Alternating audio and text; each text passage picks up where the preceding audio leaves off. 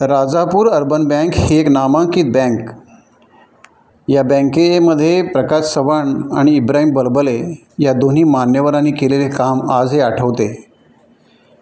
Rajapur urban बँकेच्या रत्नागिरी शाखेमध्ये काहीतरी आर्थिक गोंधळ झाला असावा आणि त्यामुळेच आज स्वातंत्र्यदिनी जिल्हाधिकारी कार्यालयासमोर आंदोलनासाठी काही लोक बसले.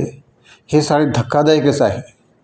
खरोखरच राजापूर अर्बन बँकेच्या रत्नागिरी शाखेमध्ये असे काही घडले असेल का यावर कोणाचाच विश्वास आजही बसत नाही. कारण ही बँक लोकांना आधार देणारी, अनेक गोरगरिबांना आधार देणारी, कर्जदारांना अनेक व्यवसायात मदत करणारी बँक आणि या बँकेसंदर्भात अशा प्रकारची वार्ता जेव्हा कानी पडते तेव्हा अनेकांना धक्काच बसतो. या ठिकाणी बसलेल्या आंदोलनकर्त्यामध्ये समीर काझी यांचे म्हणणे काय आहे ते आपण समजून घेऊया.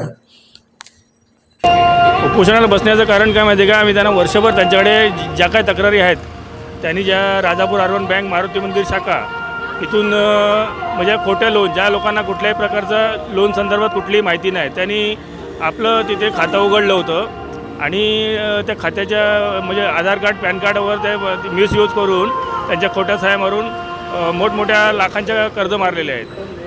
व अशा बिल्डिंग आहेत आपल्याकडे, त्याचे आपल्याकडे फोटो सगळे पुरावे आहेत की त्या बिल्डिंग जवळजवळ 2017 पासून त्याचा रेरा कॉन्ट्रॅक्ट संपलेला आहे. अशा आपल्या बिल्डिंगवर 2-2 कोटी लोन मारलेलं आहे की जे फ्लॅट तयार आहेत असे दाखवून त्याच्यावर खोटे लोन मारलेले आहेत. व 5-5 लाखाचे तर लोक असे शेकडो लोकांच्यावर कर्ज मारलेले आहेत, बोगस कर्ज, जे त्यांना काय कुठल्या प्रकारचं माहिती नाही.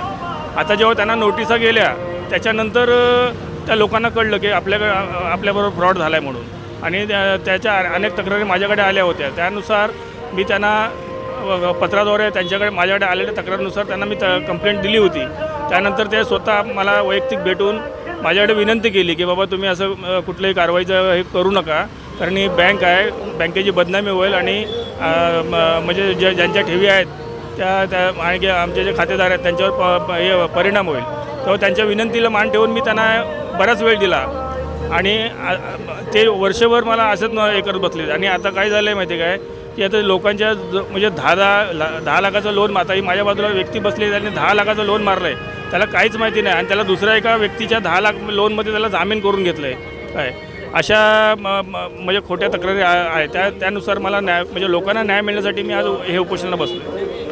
टाइम्स डिजिटलला लाईक करा, शेअर करा, सबस्क्राईब करा आणि बेल आयकॉन दाबायला विसरू नका. Times digital.